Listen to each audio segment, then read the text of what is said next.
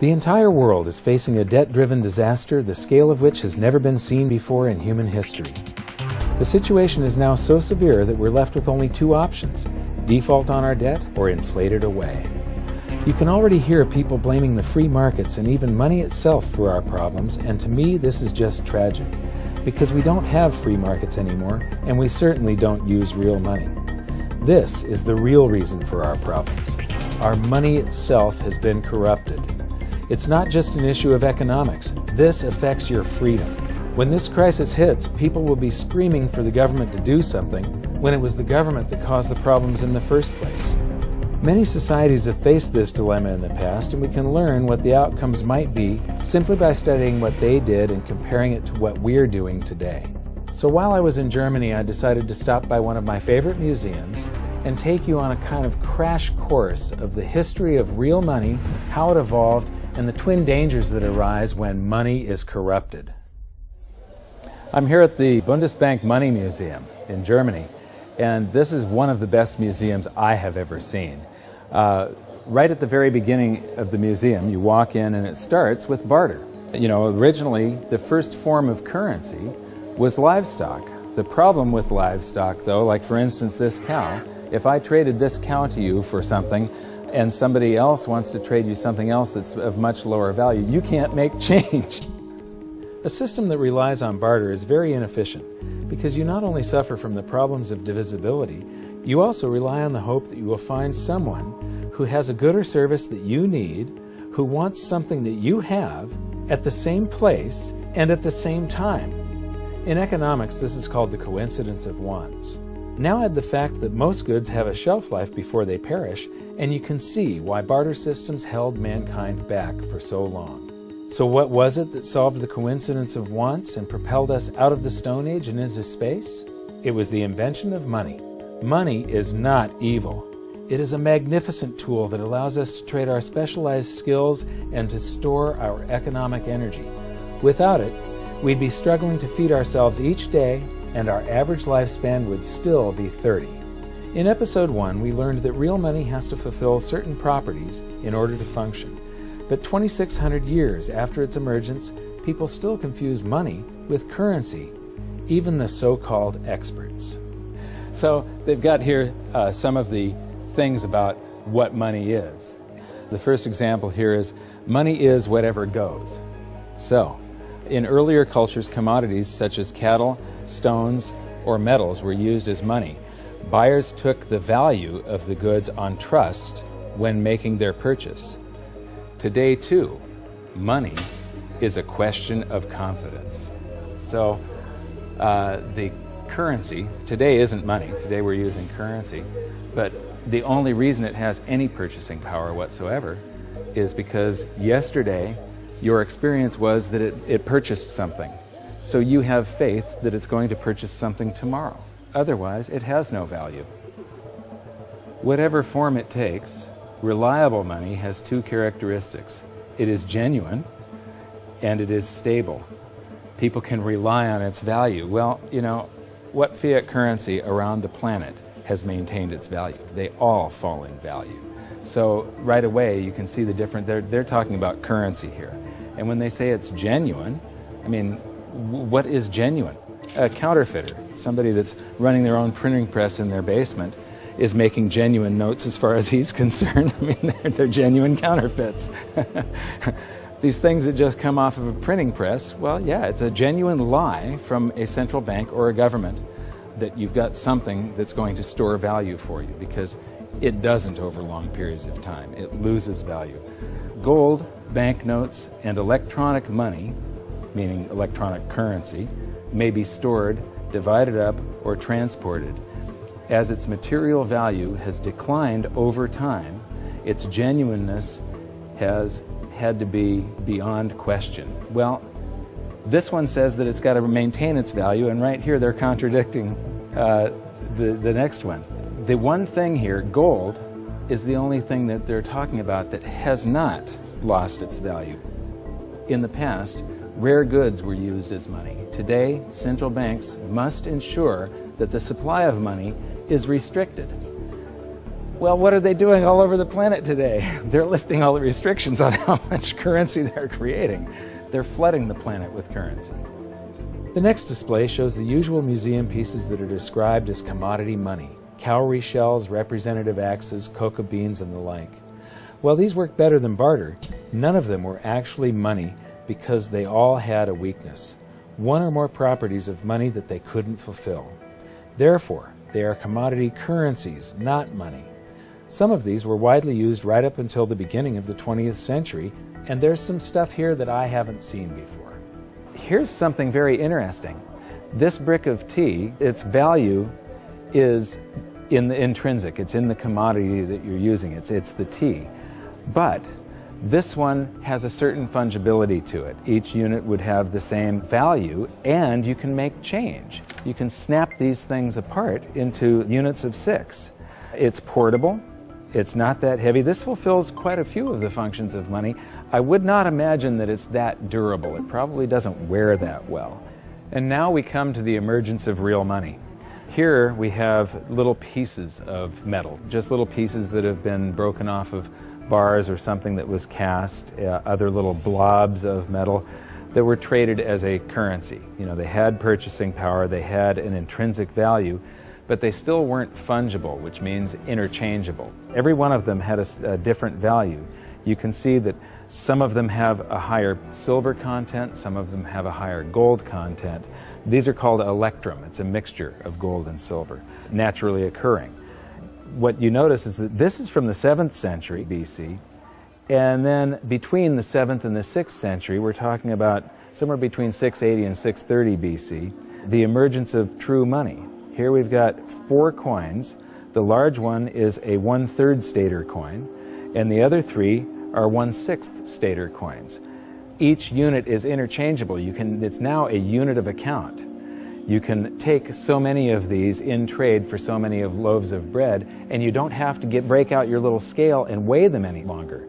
With the little chunks of metal, you had to weigh every transaction that was going on. You had to weigh whatever your payment was and then take a guess as to what the purity was.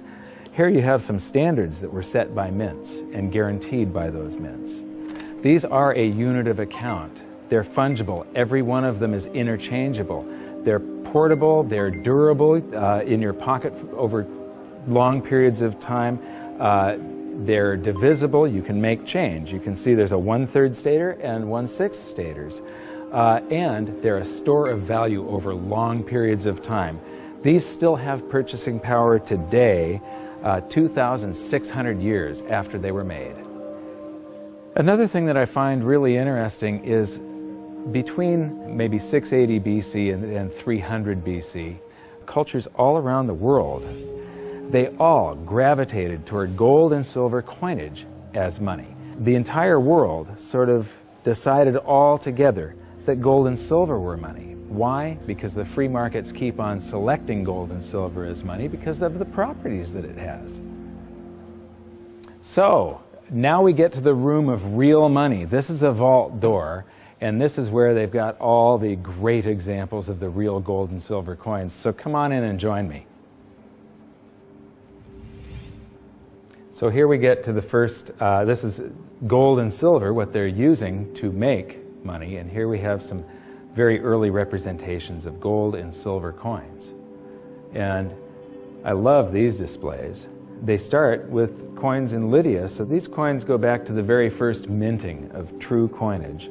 So here we have starting in the 6th century BC, and then it goes up to the 3rd century, and then from the 5th to the 11th century, and the 13th to the 15th century.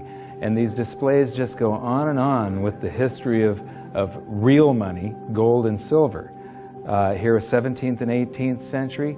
Here we come to the 19th century, and now we're all the way up to the 20th century here.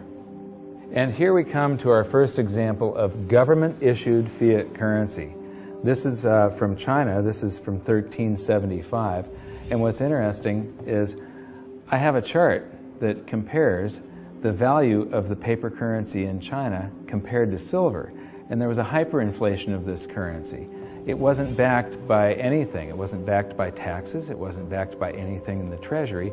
They could just print this. And so this went into a hyperinflation because the government was just running its budget by just doing deficit spending by printing. And then I'm going to skip to some of the colonial currency. This is the United States, and each one of these currencies is printed by a different state. We've got Maryland, South Carolina, North Carolina, Connecticut, New York. This one here is particularly interesting. It's printed in the 14th year of the reign of King George III. It's dated March 25th, 1776. So this is just a few months before the Declaration of Independence. It says, "'Tis death to counterfeit." But this was printed just before we started coming out with the continental dollar, which went into a hyperinflation because of pure deficit spending on the Revolutionary War. And so this is the wall where real money gets corrupted. This is where it all turns to paper, which sometimes is backed by something, but it can be a lie. They can print more than they have of the stuff to back it.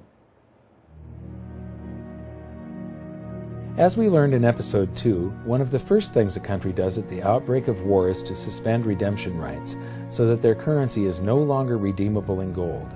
This is exactly what Germany did before World War I. After losing the war, they suffered through one of the worst hyperinflations on record when they were burdened with massive reparation payments to France and the Allies. These heavy penalties stifled the German economy and brought it to a standstill, leaving the country with the same two choices all indebted nations have faced throughout history: default on their debt or inflate it away. Defaulting was not a viable option, as they were completely impoverished, weakened, and surrounded by armed forces ready to take their land. Since their currency was no longer tied to gold, it was decided to light up the printing presses and inflate their way out, paying the debts with new currency created out of thin air. This had drastic consequences. Check out some of this Weimar currency. The display starts with one mark that actually purchased something, but soon the notes rise to the thousands, then the millions, then the billions, and finally the trillions. It's mind-blowing. You'll notice that I'm laughing a little bit as we move through the museum, but I'm not laughing at the people. I'm laughing at the stupidity of central banks and of governments and how we never seem to learn from history. Okay, this is an example of different currencies used during the hyperinflation, and they call some of it inflation money and emergency money. This is interesting. They figured the way out of hyperinflation was to print more. So in 1923, the value of money fell by 50% or more per day. So that means prices are doubling every day if it's falling by 50%. Nearly everyone spent their money as quickly as possible on bread, shares, and other safe assets. Well, I don't consider shares safe assets. Actually, the stock market did not keep up with the inflation. However, this rapid circulation only served to stoke inflation even further. That's the function of velocity of money. It's just when velocity picks up, it's just like expanding the quantity. It's got the same effect. At the end, even 144 printing companies working for the Reichsbank could not keep up with the demand for banknotes. Emergency money issued by cities, local authorities, as well as banks and other enterprises started being circulated. So everybody was issuing currency to add to the currency that the government was printing like crazy. Although banknotes with face values of trillions of marks were issued, the vast demand for money, that's not correct, the vast demand for currency led to a paper shortage. Printers used anything that could be found, including wool, wood, and silk. So here's some example of wood, wool, and silk currencies over here. So this is a great example of how even here, in a museum of what they call money, this is the Bundesbank, one of the world's great central banks, if you can call any central bank great. They don't understand the difference between money and currency. They're calling all of this money, and it has nothing to do with money. This is just a promise. It was a promise to pay money at one point, and then it was a broken promise. people will have faith in these government-created currencies, and it allows governments to basically rob their own people. The government erased the debts that they had left over from World War I by just hyperinflating the currency, and basically that transfers all the wealth of the middle class to the government. The government inflated away the debts, but they also inflated away the prosperity of their entire population. When we were in Germany, we got a chance to shoot in front of the Bundestag, which used to be called the Reichstag, and it's very, very significant in that out of monetary crisis, you very often see the political landscape change dramatically. It's the middle class of a country that defines the country with their vote. They're the largest sector of any country, about 70%. And a currency crisis like a hyperinflation wipes out and impoverishes the middle class. And they become filled with fear. And it's very easy for somebody to come in and prey on that fear. And dictators arise out of hyperinflation. And this is one of my greatest fears as far as the United States goes. I think that we all have to be very, very careful and very watchful for what happens in the future. A few years ago, I was interviewing Congressman Ron Paul, and he said, I think that there's going to be a financial collapse before they come around to thinking seriously about monetary policy. But the real thing we have to worry about is not the loss of our wealth. It's the rise of a dictator. It's the loss of our freedom. And what's interesting is the rise of Hitler. There were 2 times where he played on the public sphere. He could never have come to power had there not been a hyperinflation back in 1923. Just 1 week before the end of that hyperinflation, that's when Hitler made his first big public appearance. Playing to the public fear, Hitler and his stormtroopers took over a beer hall called the Bürgerbraukeller that seats around 3,000 people. And he took the stage by gunpoint, and to this literally captive audience, he gave the speech that would change the world. Because of the hyperinflation, the audience had been recently impoverished. Their wealth had been stolen by the government running the printing presses. And so they're all scared. He offers them a scapegoat and tells them he's got the way out. He became very popular after that, and the very next day, the people that were listening to him followed him in an attempt to overthrow the government. He was arrested, tried, and convicted of high treason and served time. While he was in jail, he was provided with a private secretary, Rudolf Hess, and he actually wrote about half of Mein Kampf while he was serving time. But once the economy started to recover, Hitler lost that leverage, that power. He could no longer play on the fear of the public once the economic situation had changed. By the middle of the Roaring '20s, he had become a joke. The Nazi Party had gone to less than 2% of the vote. Then along came the Great Depression, and Hitler seized this opportunity again. He was the first politician to actually campaign by aircraft, hitting multiple cities in a single day. And the Nazi Party went from 2% of the vote to the second largest party in Germany. So playing on the public sphere, Hitler was able to take away the rights of Germans. He was able to, all these guaranteed rights in the Weimar Constitution, private property rights, the right to assemble, public assembly, the right to privacy in the mail, the telephone system. He just took away all of their rights and seized power. So these are some of the things that we have to be concerned about and be very mindful of. Economic crisis very often leads to the rise of a dictator. Yeah, the fact that this was just 70 to 80 years ago, basically there are still people alive today that experienced this, but enough of them have died off to where the warnings fall on deaf ears. Berlin is a great example of another massive danger to individual freedom that economic crisis can bring, the swing from capitalism to collectivism. After World War II, the city was basically divided in half, the West being capitalist and the East communist. Germany was reunified in 1990, but even this short period of separation showed the vastly different levels of prosperity that the two systems achieved. So this is the famous Checkpoint Charlie, and what's interesting is how quickly an economy can heal. Just 20 years ago, you would have seen a tremendous difference between the East and the West. You'd have one side that has tall buildings and is much more industrialized and new, and then one side that's very old and gray. It was one of the best examples of what a state-run society does to an economy. How the more the public relies on government, the worse the general economy gets. What happens, in capitalism, you have the greatest disparity between the poorest and the richest individuals. And there's a backlash against that. And you see this happen in waves and cycles, this cycle that goes from capitalism to collectivism. Here, the example, you had this line going right through a city, and one side of the city that was very poor, and the other side prosperous by comparison. Now, when we go toward collectivism, they want to eliminate this great disparity between the poorest and the richest individuals. But what happens isn't that they raise the standard of living for the poor up here. They drag the whole economy down so that everybody ends up living down here, except for the people that are running the government.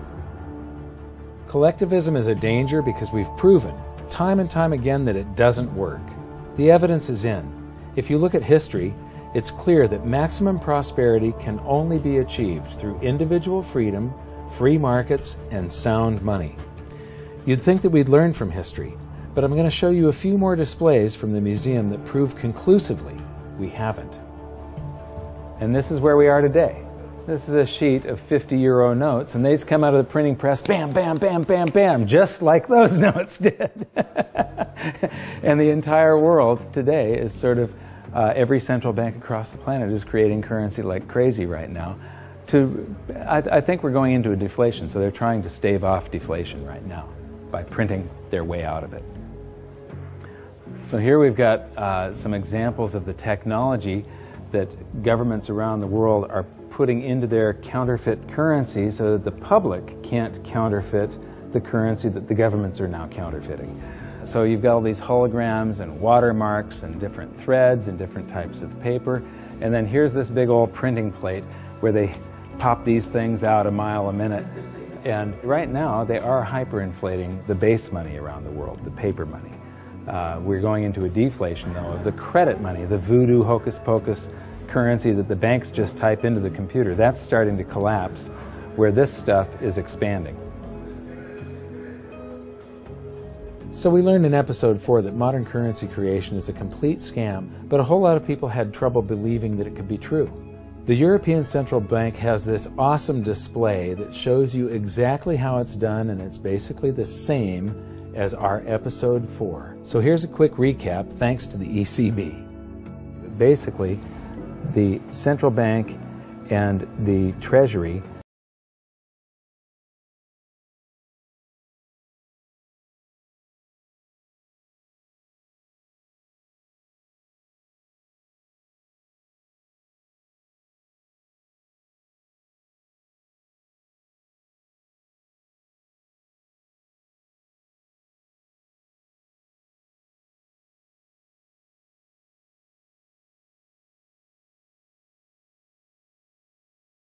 wants some of that, and then they loan out 900, which then she buys something from this guy, he deposits the 900, they borrow 90% of that and leave just 10% on deposit for him, and the result is that it expands. Every 1,000 ends up creating 10,000, or every $1 creates $10.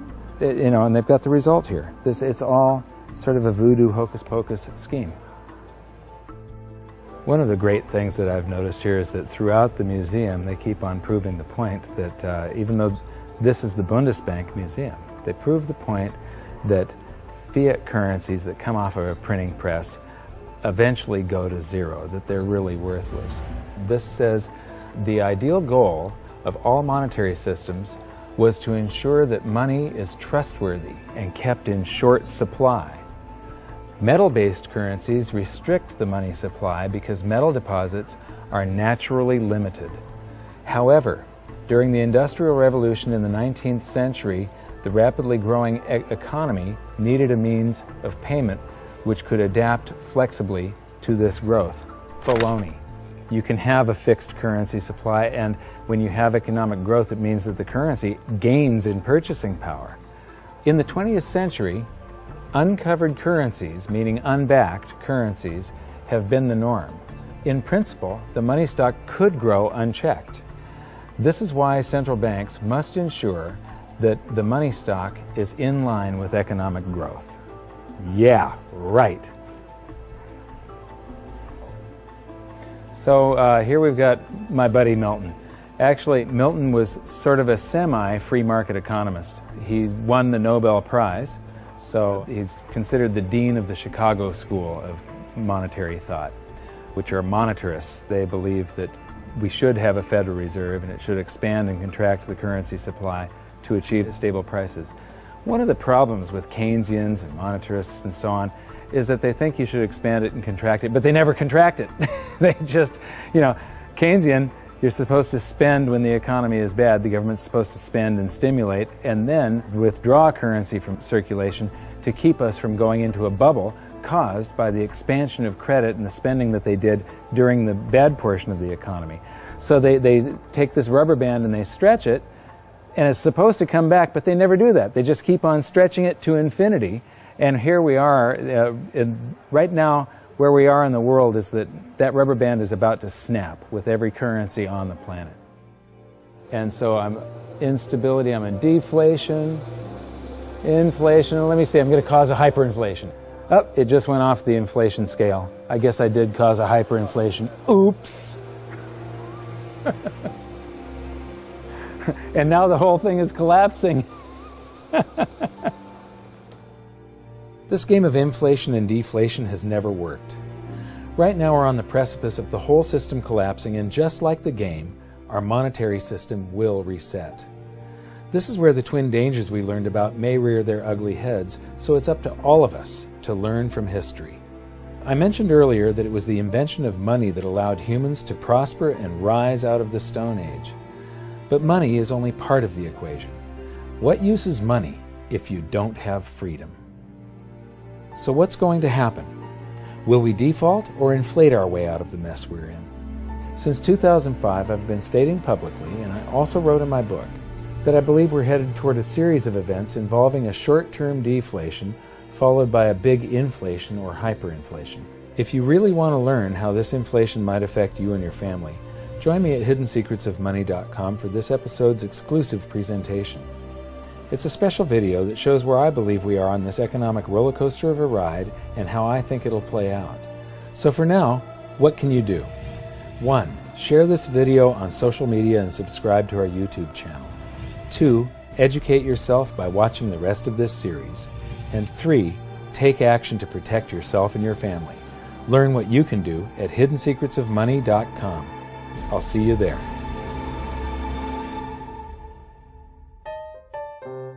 Should I buy $500,000 or $1 million? Let me see how much. This is not going to travel well in the suitcase, but it would be good to have €1 million, wouldn't it?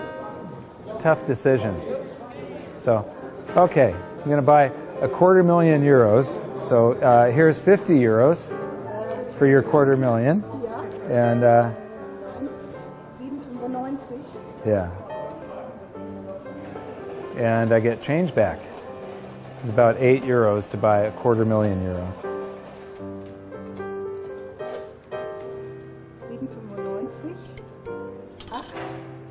8, 9, 10. Okay. 40 sind 50. Okay. And what's interesting is these are going to eventually be in here. And it won't be too long before these end up like this. Oh, and we get some chocolate gold coins. Dankeschön.